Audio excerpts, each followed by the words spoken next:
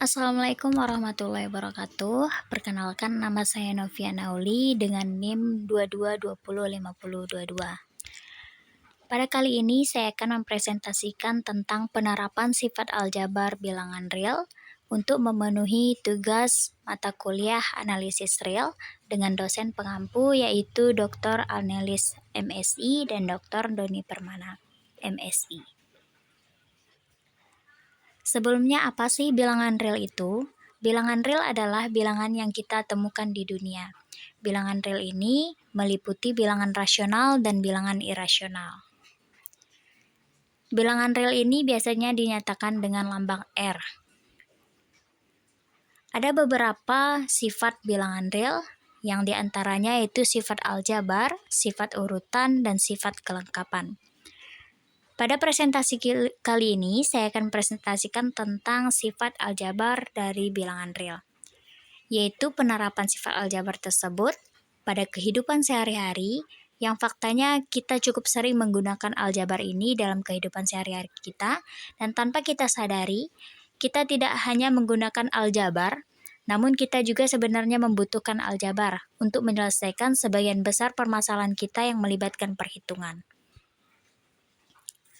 Contoh penerapan sifat aljabar sendiri yaitu diantaranya ada 3. Yang pertama yaitu memasak atau menggandakan atau membagi 2 resep.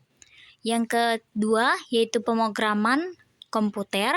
Dan yang ketiga yaitu manajemen bisnis dan keuangan.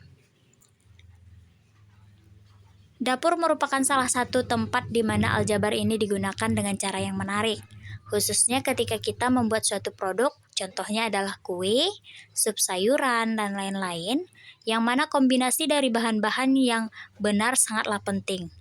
Jadi aljabar ini hadir untuk menyelamatkan kita dan membantu kita untuk menemukan jumlah bahan atau takaran yang tepat agar makanan tersebut cukup atau untuk berbagai ukuran porsi. Variabelnya adalah jumlah bahan dan jumlah porsi.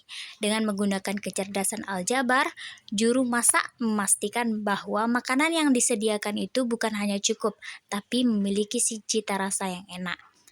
Sehingga memasak itu sangatlah butuh aljabar. Selanjutnya contoh yang kedua yaitu program coding. Saat coding, pemrograman memanfaatkan kumpulan data, string, dan variabel. Mereka menetapkan kondisi dalam penggunaan string ini dan membangun hubungan yang pada akhirnya menghasilkan tindakan di front end. Aktivitas pengkodean, pemberian nilai, dan pendefinisian awal fungsi ini sebenarnya kita menerapkan pengetahuan aljabar yang dapat membantu kita membuat kode yang berfungsi luar biasa dan membantu mencapai tujuan pengkodean yang kita inginkan. Pemrograman komputer ini sendiri sebagian besarnya itu dilakukan dalam hal kumpulan data dan variabel, di mana kondisi yang menjadi variabel dan hasil akhir adalah hasilnya, dan menjalin hubungan antara keduanya adalah aljabar yang terjadi di pikiran kita. Untuk contoh yang ketiga yaitu manajemen bisnis dan keuangan.